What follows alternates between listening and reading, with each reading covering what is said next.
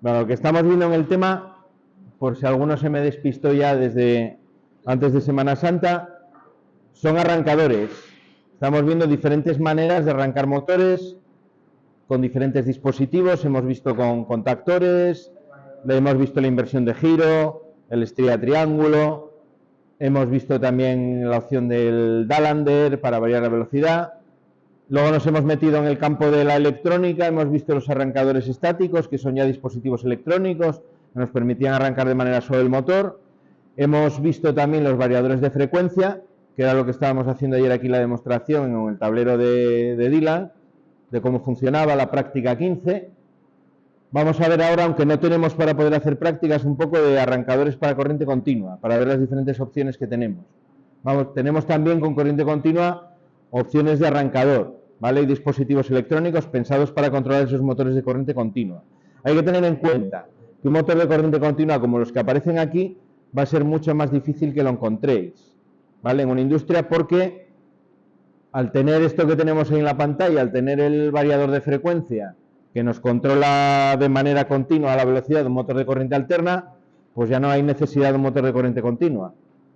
Recordar que físicamente un motor de corriente continua lleva escobillas, y las escobillas implican mantenimiento, mientras que un motor de corriente alterna de jaula de ardilla no tiene escobillas, es mucho más compacto, tiene mucho menos mantenimiento, es mucho más robusto, tiene mayor duración.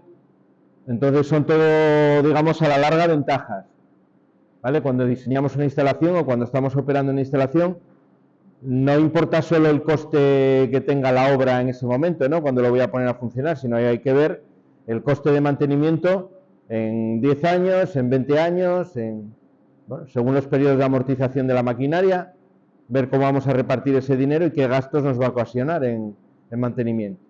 Vale, hay que pensar un poco más en todos estos temas a largo plazo. De ahí que al final este tipo de motores esté desbancando al tradicional motor de corriente continua, que tenía esa ventaja de poder regular la velocidad. Pero bueno, así todo vamos a ver que es interesante que, por si acaso, tengáis alguna idea. Bueno, diferentes arranques. Son, por otra parte, muy parecidos a los de corriente alterna, ¿eh? Nos recuerda ahí que tenemos diferentes tipos de motores: el motor serie, el motor shunt, el compound y el de excitación independiente. Recordar que el motor de corriente continua tenía 2 devanados, y según cómo yo conecte esos 2 devanados, voy a tener las diferentes ejecuciones de los motores, ¿no? Hablamos de un motor serie, de un motor shunt, según cómo estén conectados esos devanados. Bueno, tenemos ahí un primer esquema. En este caso sería para un motor de devanado independiente.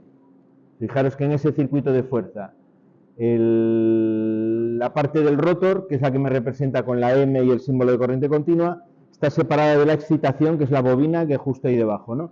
Por eso es excitación independiente. En este caso es un arranque donde va metiendo una resistencia, R1 y R2, para hacer un arranque, digamos, progresivo, ¿vale? Tendría por un lado KM1, que es el contactor de la excitación, KM2, KM3 y KM4, que serían los contactores para la parte del rotor. KM2 es el de lineal, que por así decirlo me lo conecta. Si solo está KM2, me lo conecta a través de las 2 resistencias. Fijaros que tiene 2 resistencias en serie. Mientras que si meto KM3, anulo la resistencia R1, y si meto KM4, anulo la resistencia R2. Es decir, con todos los contactores conectados, sería la conexión, digamos, permanente de ese motor, ¿no? Estarían las resistencias anuladas y funcionando de manera, por así decirlo, normal. ¿Qué circuito de mando utiliza para poder controlarlo? Bueno, vamos a mirarlo, vamos a intentar entender a ver cómo funciona. Y os lo voy a preguntar. Por ejemplo, KM1 y KM2. Eso es cómo entran, cómo se activan, cómo se desactivan. S2, pulsador de marcha, es el que activa, en este caso directamente. Si os fijáis, las líneas que llegan son directas. Si yo cierro el contacto aquí, a este le llega corriente directamente y a este también le llega corriente directamente, ¿no? Esos entrarían de manera directa al pulsar marcha, que en el circuito de fuerza son estos dos de aquí, ¿no? El que me cierra el devanado de derivación y el que me cierra el devanado del rotor. Vale, una vez que entran, ¿qué pasa con los demás? Bueno, se realimenta, con lo cual esta realimentación de aquí tiene la función de que permanezca, ¿no? Una vez que suelto el pulsador de marcha. Como los otros dos están apagados o están encendidos, vamos a ver las otras ramas. Las otras ramas, si os fijáis, de salida están todas abiertas aquí. Aquí está abierto, abierto y abierto, con lo cual por ahí no puede pasar corriente. Por donde sí pasa corriente también es por esta. Voy a tener un temporizador que va a estar contando tiempo, que es el temporizador 1. Cuando llega el tiempo de contaje, este contacto de aquí se cierra y entraría en funcionamiento KM3. Cierra esta realimentación y me empieza a alimentar también KT2. En este caso, además, me abre ese contacto parando ya el temporizador. El temporizador me lo desconecta porque ya hizo su función, que es conectar el contactor 3. Está funcionando KT2 y cuando llega el tiempo, este contacto se cierra, pasa corriente también por aquí, realimentándose el 4. ¿Vale? Es un funcionamiento en cascada, ¿no? Con temporizadores. Activamos el primer contactor o los dos primeros, que el 1 y el 2, empieza a contar tiempo, se conecta al 3 y al cabo de otro tiempo se conecta al 4. Finalmente estarían conectados los 4 contactores. Es decir, en una fase inicial el rotor está alimentado con 2 resistencias en serie, luego cuando se conecta al 3 me anula la resistencia 1 y cuando se conecta al 4, que es la fase permanente de funcionamiento, se anularían las 2 resistencias, funcionando ya de manera normal. Este sería un arrancador progresivo, ¿no? Lo mismo que hacíamos en el motor de rotor bobinado con las resistencias rotóricas, es exactamente lo mismo que hacemos aquí. Son resistencias rotóricas también porque están en serie con el devanado del rotor.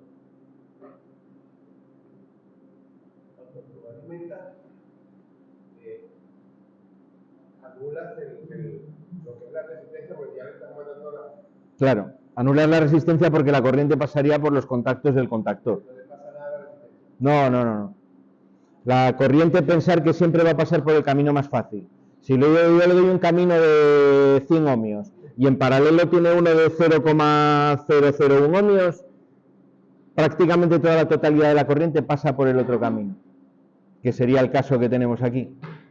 Con lo cual, sí que va a pasar una pequeña corriente por aquí, porque esto no tiene resistencia cero, pero es insignificante, vamos, serían microamperios, miliamperios, en comparación con la otra. Siempre que tengáis en un circuito algo que lo puenteáis con un conductor, queda completamente anulado. R1 es una resistencia que pongo en serie, como esas que os decía antes de Semana Santa que utilizáis con Ana, que son verdes. Normalmente esas resistencias de fuerza suelen ser así, grandes. Están en serie, sí. Fíjate que la corriente que va al motor pasa por aquí, pasa por el rotor y vuelve por aquí. Atraviesa las dos, ¿no? Atraviesa la 2 y atraviesa la 1. Vale. Está en serie. Luego lo que hace es quitar una de ellas, la 1, y finalmente quita la 2 también.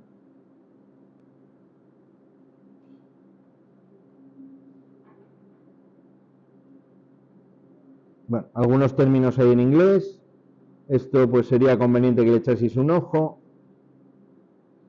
Ya os digo que esto cada vez más es necesario, saber, aunque sea un vocabulario mínimo de técnico, puramente técnico, porque la documentación que vais a manejar y la información muchas veces nos llega en inglés. Bueno, ahí nos explica lo que os estaba contando ahora, ¿no? Es la explicación del esquema.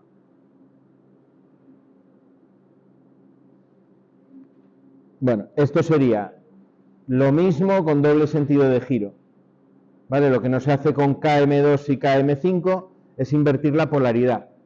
El más y el menos en la parte del rotor nos lo invierte y el motor giraría en sentido contrario.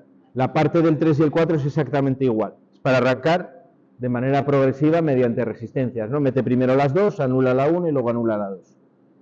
Lo mismo de antes con doble sentido de giro.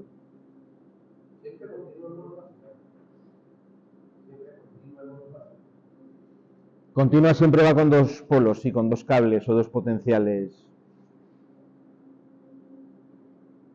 No tiene sentido la trifásica porque realmente en continua no puedo crear un desfase porque son señales permanentes, ¿no? Y ahí tenéis el esquema que es exactamente igual que el de antes, metiendo esta rama de aquí, ¿no? Que sería la parte del circuito inversor que llamáis, el contactor 5, pero lo demás es exactamente igual.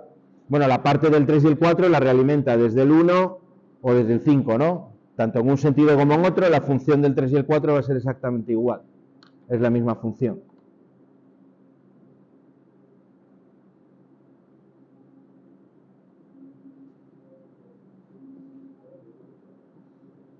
Bueno, ¿cómo regulamos la velocidad? ¿Cómo se puede regular la velocidad? Bueno, una manera, y aquí viene la justificación que os decía de por qué se usaba tanto este motor. Es tan sencillo como ponerle un reostato. Un reostato es una resistencia variable. Normalmente tiene un mando de tipo giratorio que yo puedo meter o sacar resistencia simplemente girando el pomo del reostato. Poniéndolo en serie con la parte del rotor, ya consigo que gire a una velocidad mayor o menor. Meto resistencia, se reduce la velocidad, quito resistencia, aumenta la velocidad. Es tan sencillo como eso. Por eso se utilizaban tanto. Bien, es cierto que ese reostato me consumía potencia. No es una manera muy eficiente de hacerlo porque, aunque el motor gira más despacio, yo sigo consumiendo casi la misma potencia que tendría que si fuese a velocidad rápida. Habíamos visto con los variadores de frecuencia como una de las maneras de funcionar que se puede conseguir es que cuando un motor va despacio consuma solo la potencia correspondiente a esa velocidad lenta. Con reostatos y motores de corriente continua eso no sucede, se sigue consumiendo potencia casi como si estuviese a velocidad normal. Bueno, ese es el método tradicional. Otros métodos ya más modernos, con electrónica de potencia, exactamente igual que con los motores de corriente alterna. ¿Vale? Ahí tenéis, por ejemplo, una foto con un variador de velocidad para corriente continua. Sobre el variador, ¿qué podemos decir? Pues más o menos lo mismo, vienen a funcionar exactamente igual que los de alterna. Lo único que en este caso, las conexiones vienen preparadas y el funcionamiento para ese motor de corriente continua.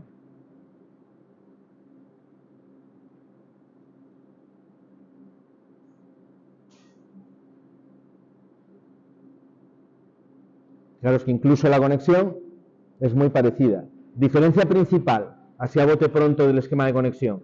Necesito 4 conexiones para poder alimentar el devanado inducido y el devanado de excitación por separado. Vale, necesito esa doble alimentación. En esos bornes de ahí es donde tenían el motor de corriente alterna, la U, la V y la W. Sin más. Vale, estos se identifican en la realidad muy fácilmente precisamente por esas salidas que lo diferencian. Porque lo demás luego es prácticamente igual, ¿eh? Tienen o una alimentación trifásica o una alimentación monofásica, que fijaros que en este caso la alimentación es una alimentación de alterna. Es decir, puedo tener un motor de corriente continua, un variador para motor de corriente continua y alimentarlo en corriente alterna directamente. Lo cual es una ventaja porque me permite, desde una red de corriente alterna, controlar un motor de corriente continua. Vale, ya lleva dentro la rectificación, igual que el variador de corriente alterna y todo lo que necesita electrónicamente para poder hacerlo. Vale.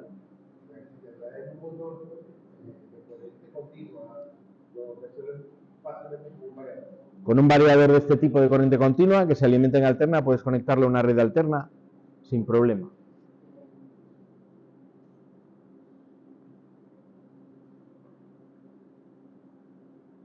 Bueno, más maneras de regular velocidad mediante rectificadores semicontrolados. Esto sería el equivalente al arrancador suave que vimos en los motores de corriente alterna. Bueno, ahí tenéis como la pinta que tiene, con los bornes que tiene el arrancador, que es esa pastilla de ahí, y el puente rectificador que se le añade. ¿Vale? Ese es un puente rectificador, porque la salida de este elemento debe de ser en corriente alterna, y lo que hacemos es rectificarla, ¿no? Me he salido de donde quería.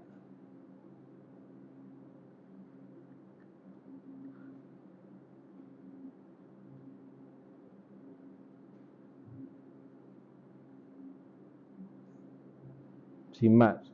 Estos suelen estar en un pequeño cuadro en el propio motor, a veces como si fuese una caja de bornes cerca del motor, es donde tenemos dispuestos esos elementos. Vale. De estos hay mucha variedad, y es más difícil si os lo encontráis en la práctica, saber identificar como dota o como pista, ¿vale? Si veis un cacharrín delante de un motor de corriente continua, como puede ser ese de ahí, pero los hay de más formas, los hay que son cuadrados, con 4 pines, que pueden ser de estos de tipo Faston, que es muy típico, o de tornillo, como son esos de ahí, lo más probable es que sea un puente rectificador de diodos, ¿vale? Y bien en el cuadro, bien en las proximidades tendréis el otro elemento, que es el regulador en sí, de velocidad, ¿vale?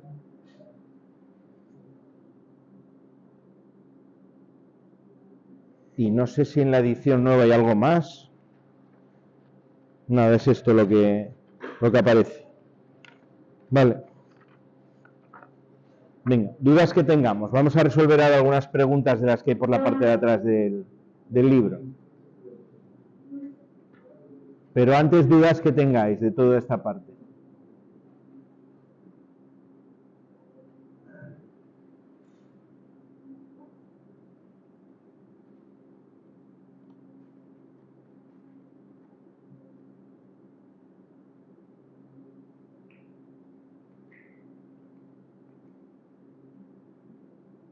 Bueno, vamos a mirar antes esto de aquí. Este no sé si lo trae en esta edición. Mirar... Vaya, esto no lo vais a tener en el libro de ahora. Bueno, sí, lo tenemos en la página, en la vuestra salida 224. Vale, aquí lo tenemos todo concentrado en la misma imagen. Simplemente vamos a utilizar esto para pensar, para recordar cómo funcionaba el variador. El que vimos ayer precisamente aquí. Vamos a ver lo que nos acordamos de ello. El primer montaje de las entradas es el que tenemos arriba a la izquierda. ¿Vale? En el nuestro eran 15 voltios, esto está hecho con un variador de 24, pero es lo mismo. Conectaba los 24 voltios, o los 15 voltios de ayer. Con las entradas I1 y 2. Si pongo un conmutador rotativo de ese tipo, como el que tenéis ahí, ¿cómo va a funcionar el variador? ¿Os acordáis?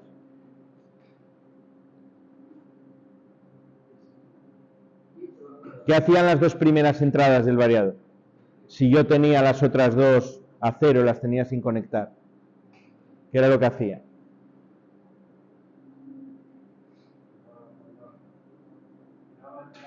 Si activo la I1, gira un sentido, en el sentido directo, con la consigna de velocidad que le mande el potenciómetro. Si activo I2, gira en sentido inverso, con la consigna del potenciómetro. Sería lo que haríamos en la primera conexión. Precisamente lo que hacemos en la práctica 15 que habíamos visto ayer es con un relé, mediante un contacto de un relé, activo la entrada 1 del variador. Y entonces lo que hace es que el motor gire con la consigna que le da el variador, ¿vale? Si yo lo monto de esa manera con un conmutador rotativo, lo que voy a hacer, imaginaos que en el cuadro tenga el potenciómetro y el conmutador rotativo, el operario puede conectar los dos sentidos de giro y con el potenciómetro mandarle la velocidad a la máquina. Sería el control que estaríamos haciendo sobre el variador, en este caso de aquí, que sería el primero, ¿vale? En este de aquí. Es un conmutador rotativo de 3 posiciones, una posición de parada y 2 posiciones a los lados. Lo que hago es hacer que gire el motor para un sentido, para el otro, ¿vale? Si está girando en un sentido y yo rápidamente le cambio el sentido y tengo una rampa, por ejemplo, de frenado de 10 segundos, el variador lo que hace es que tarda los 10 segundos en frenarme un movimiento y luego inmediatamente arranca el otro, ¿vale? Siempre se respetan las rampas que tenga de aceleración y de frenado. Este de aquí de la derecha, el 2, vamos a poner que este es el 2. Le hemos añadido un conmutador rotativo en S2 y un conmutador rotativo en S3. Vale, vamos a poner con S1 en la posición 1.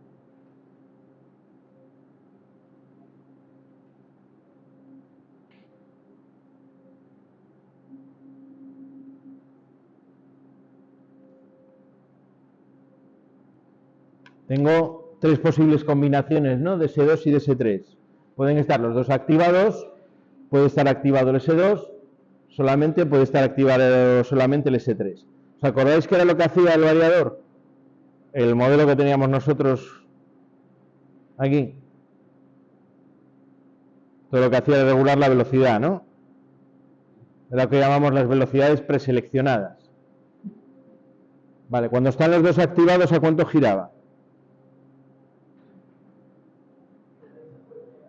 Nadie se acuerda. Aquí lo que nos ponía eran 50 hercios.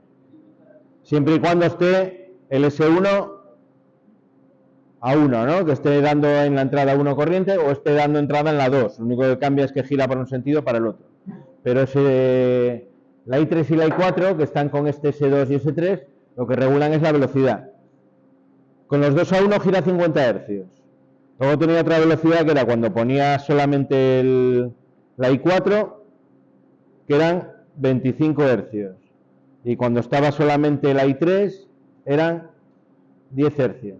Ese era el funcionamiento que tenía por defecto el variador. Si recordáis, íbamos al menú, que nadie se acordará, y buscábamos un parámetro que era F, C, S, ¿vale? Aquí poníamos el parámetro que era, lo dibujaba así, INI, pulsábamos, me parece que eran 3 segundos, parpadeaba y ya lo teníamos con ajustes de fábrica que son exactamente esos de ahí.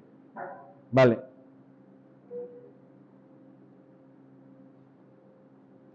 Bueno, aquí si lo hacemos con pulsadores, en el modelo que tenemos nosotros no nos vale. En el modelo que tenemos nosotros no nos vale, no podemos tener ese funcionamiento. Bueno, si nos vale, le doy, pero tengo que mantener el pulsador para que gire a la velocidad que le estoy dando. Por lo tanto, realmente ese en el nuestro no nos vale. Este sí, lo podemos conseguir. Esto sería un mando con pulsadores. ¿Vale? Que vamos a llamar el 4. Igual que tenemos que el variador lo podemos mandar de esta forma, con interruptores, lo puedo mandar también solamente con pulsadores. ¿Vale? Esto sería el funcionamiento que llama a 2 hilos, si no recuerdo mal. Vais al manual del variador y hay un funcionamiento que es funcionamiento a 2 hilos, que lo que hace es permitirnoslo controlar con una botonera de marcha y paro de pulsadores. Es decir, nos evita ese circuito auxiliar que hacíamos nosotros en la práctica 15. Voy a mirar el parámetro para asegurarme que no os lo estoy diciendo mal, ¿eh?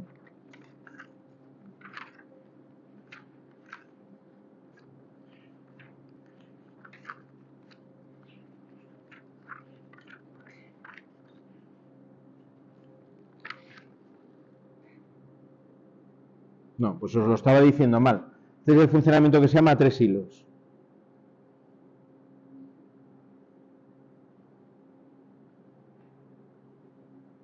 Funcionamiento a 3 hilos. Vale. Hay un parámetro en el variador que es TCC.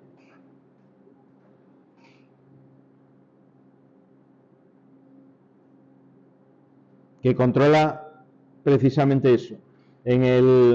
Dentro de este parámetro tenemos a su vez otro que es ACT.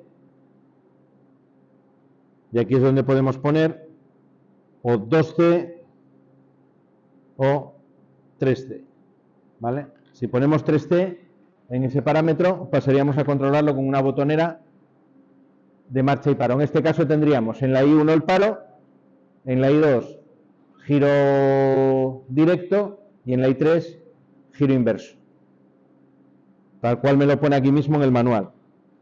La configuración que tenía de fábrica, al cambiar ese parámetro cambia y ya puedo controlarlo directamente con una botonera de marcha y paro. ¿Vale? Lo cual, bueno, pues es una ventaja. Esto también sería bueno cuando hagáis cualquiera de las dos prácticas del variador que lo probéis, hacerlo vosotros. Cambiáis la configuración y podéis hacer lo mismo con los interruptores que aparecen en el variador, en el tablero, para poder probar lo que funciona ese parámetro. ¿Vale? Bueno, esto era un poco para ver que los variadores son muy flexibles según cómo los programe, cómo los parametrice, mejor dicho, pues puedo utilizar diferentes configuraciones en las entradas, diferentes elementos de mando para dar las órdenes. Vale. Aquí en el funcionamiento de las prácticas nuestras lo estamos haciendo a 2 hilos. Estaríamos en este caso de aquí, ¿vale? En los 2 de arriba.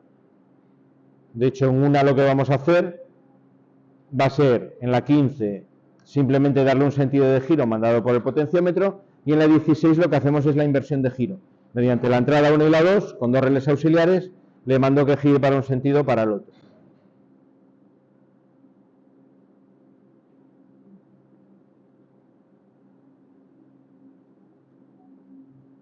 Bueno, vamos a ver si están por aquí las preguntas. Vale, vamos a ver alguna de estas de aquí.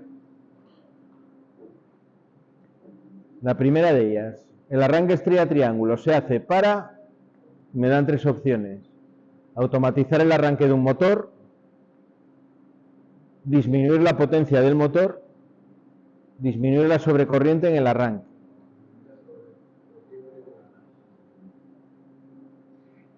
Disminuir la sobrecorriente en el arranque, ¿no? Al final, si miramos en la instrucción 47 del reglamento, me dice que en los motores tengo que evitar que produzcan distorsiones en el resto de la red, y por ello la sobrecorriente en el arranque tengo que controlarla, tengo que reducirle unos parámetros que me dan una tabla. Una de las maneras que tengo de hacerlo en un motor trifásico de corriente alterna es con el arranque estrella-triángulo, que lo que hace es arrancarlo con una tensión más pequeña, raíz de 3 veces más pequeña, que va a ser la tensión que cada fase tiene en la estrella, para finalmente dejarlo en triángulo y a la tensión de red. Reducíamos la corriente, con el inconveniente, si recuerda, que se reducía también el par en el arranque. Entonces tengo que asegurarme de que el motor va a ser capaz de mover inicialmente la carga mecánica que tiene en el eje. Esta entonces sería la C. La número 2. Para el arranque estrella-triángulo, las chapas puente de la caja de bornes, ¿cómo deben de estar? ¿Puestas o quitadas? Uno dice, deben de estar puestas, ¿verdadero o falso? ¿Debo poner las chapas o no debo poner las chapas? ¿Por qué es falso? Porque vamos a utilizar las 2 conexiones, efectivamente, y además lo voy a hacer externamente mediante contactores. Es como voy a pasar de una a otra. Si pongo las placas, estoy poniendo ya una conexión fija en el motor. De hecho, según cómo las ponga, podría hacer que en una de las 2 conexiones lo que haga es un corto. Si pongo las chapas o no las quito para hacerlo, voy a hacer un cortocircuito probablemente en uno de los estados del funcionamiento. Entonces esto sería falso. Tienen que estar quitadas. El arranque por eliminación de resistencias rotóricas se realiza en motores ¿de qué tipo? De corriente continua, lo hemos visto, pero también en qué otros motores se utiliza. Había otro tipo de motor que aparece en el tema donde se utiliza ese arranque. El Dalander no, el Dalander no lleva resistencia rotórica. Entonces se utiliza en el motor que llamábamos de rotor bobinado y en motores de corriente continua. De los que había en el tema, en esos 2 tipos. Acabamos de ver uno, ¿no?, donde iba quitando resistencias rotóricas, pero teníamos también en la página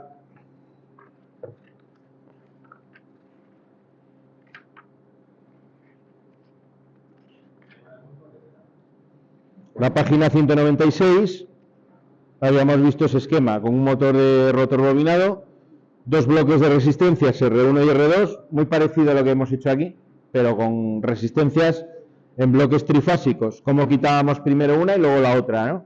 Quitábamos, entre comillas, lo que hacíamos era puentearla para anularla, ¿vale?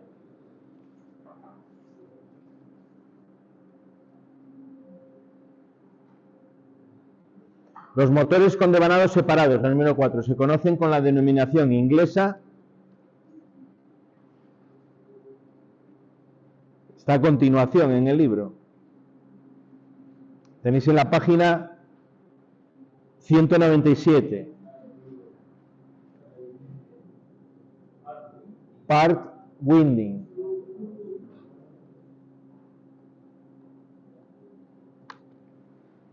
Part winding. ¿Vale? Ese es el nombre que lleva ese tipo de motor.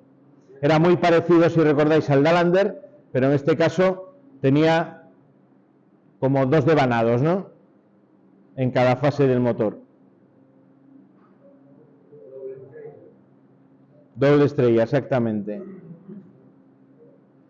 La número 5. Los arrancadores progresivos se utilizan para variar la velocidad de los motores de corriente alterna. ¿Verdadero o falso? Arrancadores progresivos se utilizan para variar la velocidad de los motores de corriente alterna.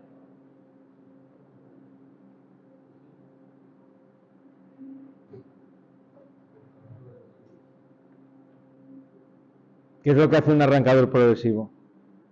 ¿Para qué lo utilizábamos? Un arrancador progresivo lo que hace es que si yo doy marcha y quiero que gire a 50 Hz, 3000 revoluciones, le puedo meter un tiempo y lo va a hacer a lo mejor en 10 segundos. Me va a hacer una rampa de arranque y me va a hacer una rampa de frenado o de deceleración.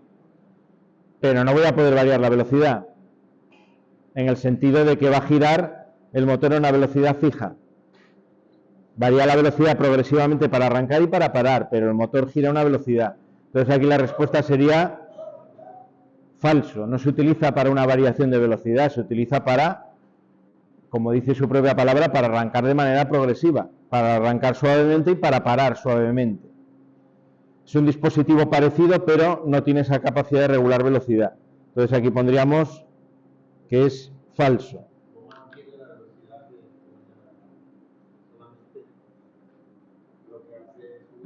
La sube hasta el valor máximo que tiene que girar. ¿Cuál es la expresión, el 6, que define la velocidad de rotación de un motor de corriente alterna? Bueno, esto lo llamábamos la velocidad de sincronismo.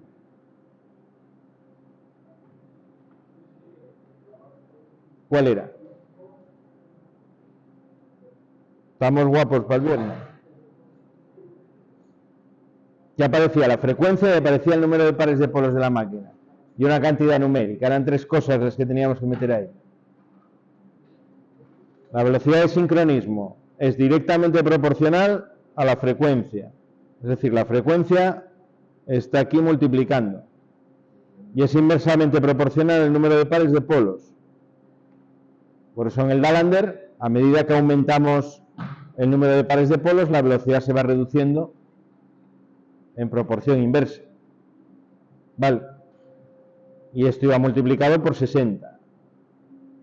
Así, para 50 hercios, lo que teníamos en el motor de jalo de ardilla era una velocidad de sincronismo de 3000 revoluciones por minuto.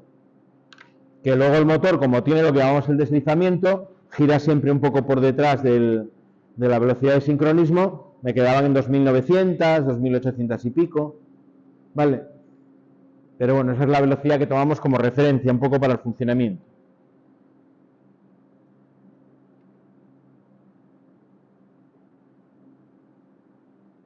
Un motor de 2 polos girará a una velocidad de, y uno de 6 polos, ¿a qué velocidad girará? En la fórmula lo que metemos es el número de pares de polos. Si tengo un par de polos, ya tenéis ahí la solución.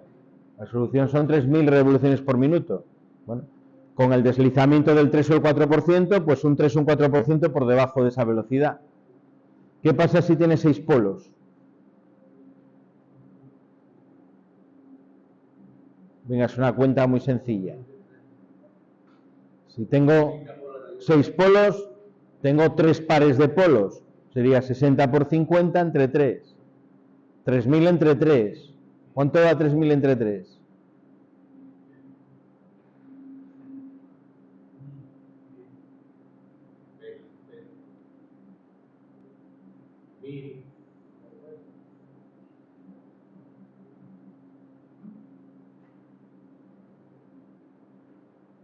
¿Qué clase tuvisteis antes?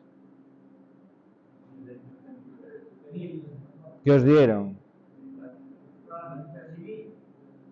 ¿Fuminaron algo en el ambiente que os durmió o algo o qué? ¿Cuántos son 3.000 entre 3? Coño, pues decirlo, 1.000. Con 6 polos, es decir, 3 pares de polos, giraría 1.000 revoluciones por minuto. Cuando tengo 4 pares de polos, gira 1.500. ¿Vale? A medida que voy aumentando el número de pares de polos, cada vez gira más despacio. Por cada par de polos vas dividiendo entre 2.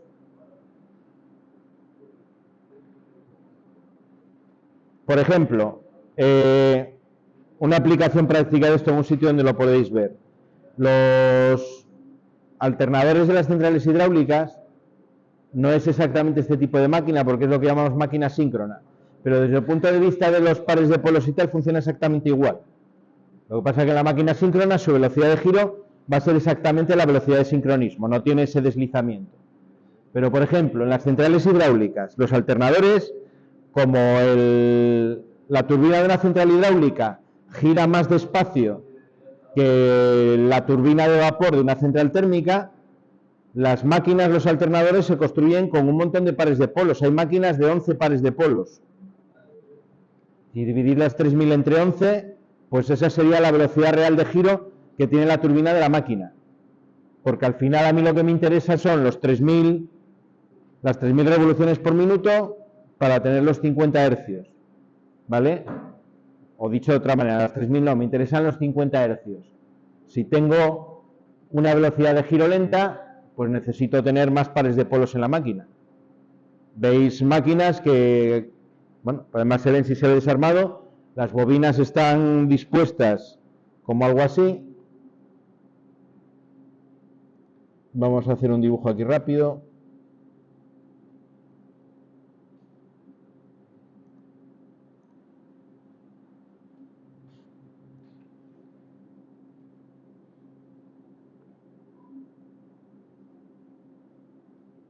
Tiene un montón de...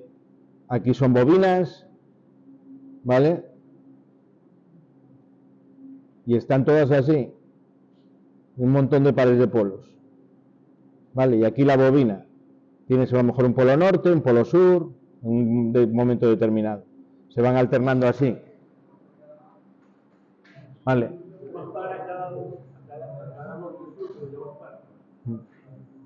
Se llaman pares porque siempre están en polo norte y polo sur.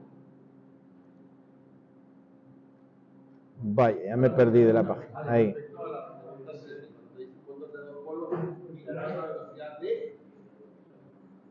Mil revoluciones por minuto. El de 2 serían 3.000 y el de 6.000, porque son pares de polos.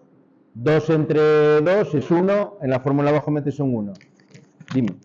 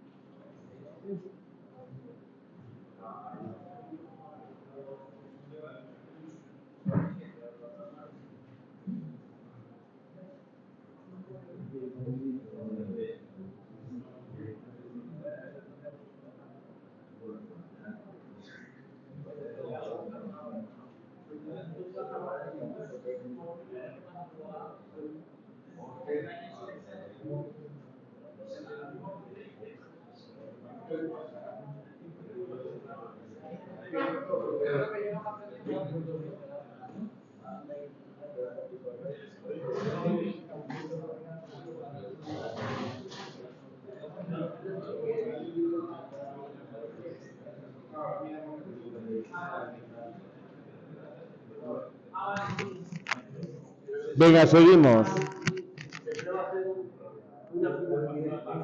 Sí. Aquí serían 3.000 y aquí serían 1.000.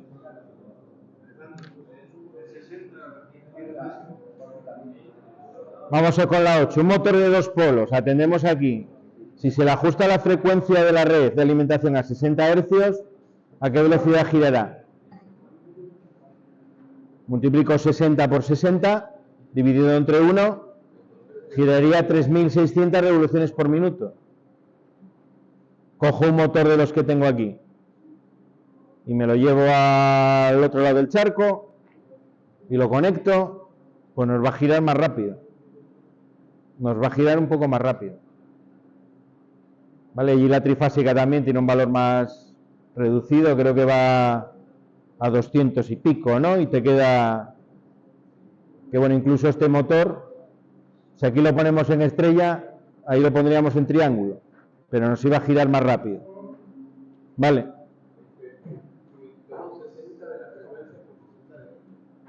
Por 60, que es una constante de la fórmula.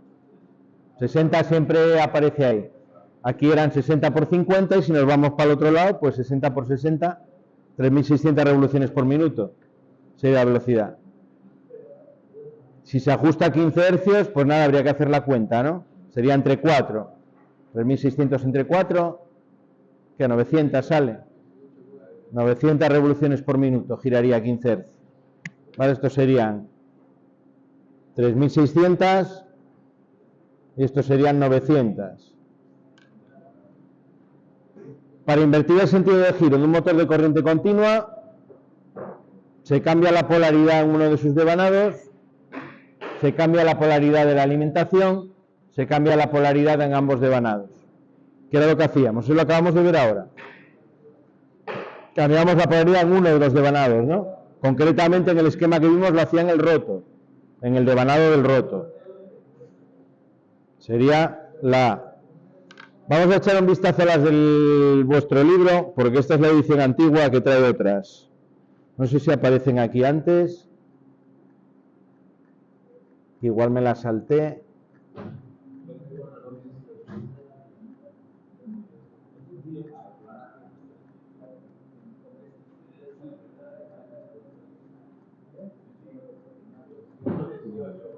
Vale. Es que estoy con la edición antigua y no las tiene.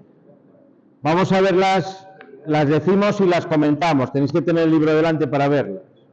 El arranque estrella-triángulo se hace para disminuir la sobrecorriente, esta coincide con la que habíamos visto aquí. La 2, para el arranque estrella-triángulo las chapas puente quitadas, ¿no? Que ya lo vimos también en esta de aquí. La 3, el arranque por eliminación de resistencia rotórica se realiza, habíamos visto, en motores de corriente continua y en motores trifásicos con rotor bobinado, serían la B y la D. Los motores con devanados separados se conocen como par winding, este lo habíamos visto también. La 5, ¿para qué tipo de motores se utilizan los arrancadores progresivos para variar la velocidad? Corriente continua, corriente alterna con rotor en cortocircuito, par winding, y no se usan para variar velocidad. ¿Cuál sería la correcta? La D, ¿no? No se usan para variar velocidad. La 6, ¿cuántos puntos de conexión tiene la caja de bornes de un motor trifásico con rotor bobinado? 3, 6, 8 o 9. Esa caja de bornes la teníamos por aquí.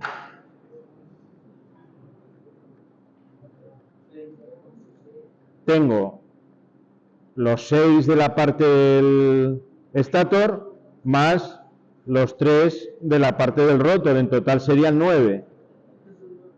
Tengo 3 bornes nuevos que aparecen que son el KLM, que estaban por aquí. Bueno, por algún lado los teníamos.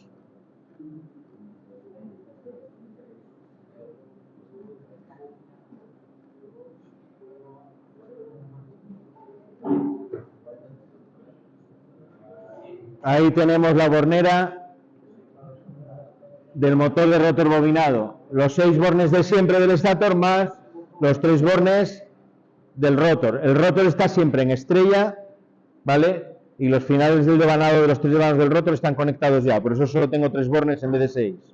¿Vale? El 7, un motor de 2 polos girará a una velocidad de 3.000 revoluciones por minuto.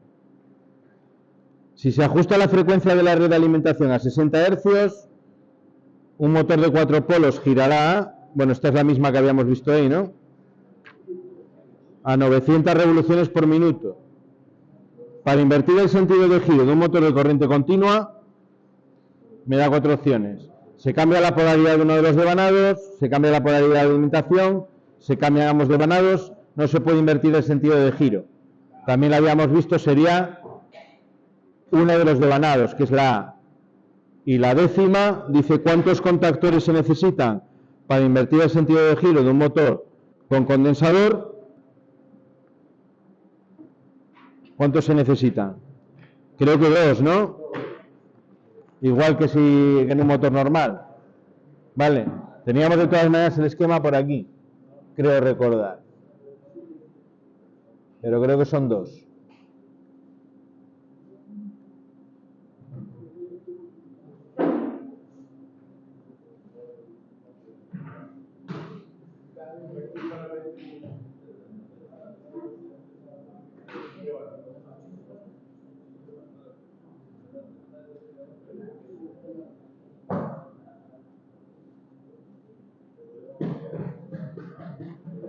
Bueno, no nos sale, pero nos salió yo creo en la anterior unidad.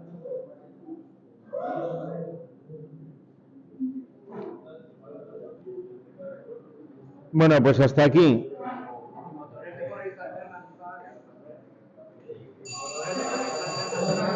¿Cómo que nunca hay? Los que tenemos ahí son de corriente alterna.